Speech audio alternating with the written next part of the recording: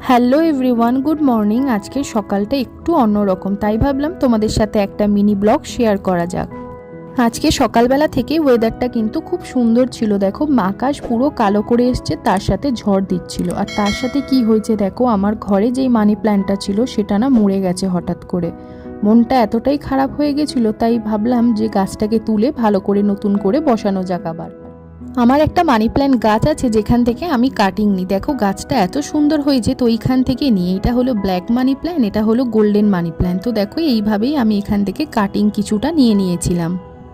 আমার কাছে টোটাল কিন্তু 3টে মানি প্ল্যান্টের ভ্যারাইটি আছে, যেটা তোমাদের সাথে শেয়ার করলাম। দেখো আবার নতুন করে গাছটা বসানোর পর কিন্তু কত সুন্দর লাগছে। বাইরে ঝিরিঝিরি বৃষ্টি হচ্ছে, তাই ভাবলাম গাছটা ব্যালকনিতেই রেখে দিই।